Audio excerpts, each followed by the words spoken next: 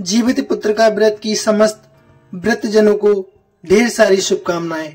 आज 14 सितंबर 2025 जीवित पुत्र का व्रत है, तो ऐसे में आपको जीवित पुत्र का व्रत की कथा अवश्य सुननी चाहिए।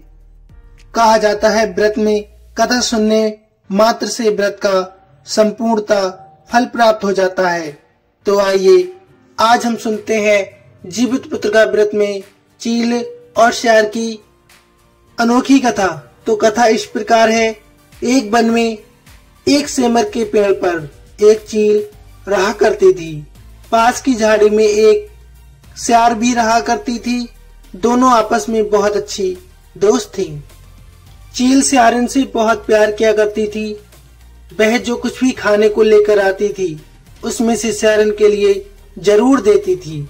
इस तरह दोनों हंसी खुशी दिन बिता रही थी। एक बार वन के पास के गांव में औरतें जितिया व्रत की पूजा की तैयारी कर रही थी। चिलों ने बड़े ध्यान से देखा और अपनी सखी सियारन को सारा वृत्तांत बताया। फिर दोनों सहेलियों ने तय किया कि वह भी ये व्रत अवश्य करेंगी।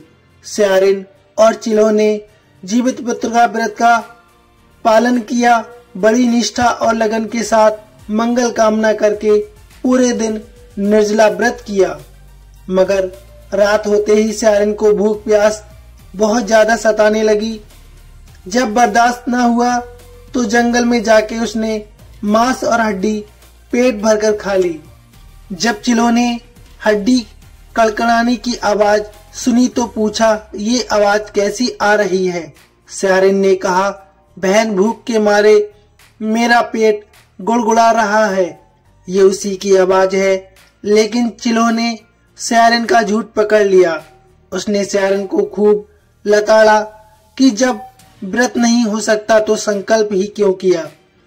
चिलो रात भर भूखे प्यासे रहकर व्रत को पूरा करती है।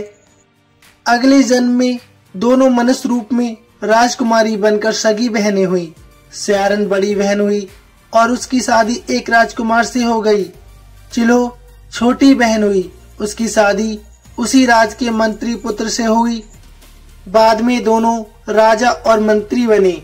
सियारन के जो भी बच्चे होते वे मर जाते, जबकि चिलो के बच्चे स्वस्थ और हट्टे कट्टे रहते। इससे उसे जलन होने लगी। उसने उन्हें मारने की सोची। उनका सिर कटवाकर डिब्बे में बंद कर दिया। वह शीश मिठाई बन जाती और बच्चों का बाल बांका न होता। इस तरह सियारन की बहन के बच्चे और उसके पति को मारने की कोशिश हमेशा विफल होती गई। आखिरकार दैवयोग से उसे भूल का आभास हुआ। उसने क्षमा मांगी और बहन के बताने पर जीवित पुत्र का व्रत विधि विधान के साथ पूरा किया। उसके पुत्र भी अब जीवित रहने लगे। दोस्तों, आपको कहानी कैसी लगी प्लीज कमेंट में अवश्य बताइए और अवश्य बताइए कि आप निर्जला व्रत यानी जीवित पुत्र का व्रत कैसे करते हैं। साथ ही कमेंट में लिखिए हर हर महादेव। महादेव आपके और आपके पूरे परिवार को सकुशल रखें, हमारी बस यही कामना है। धन्यवाद। हर हर महादेव।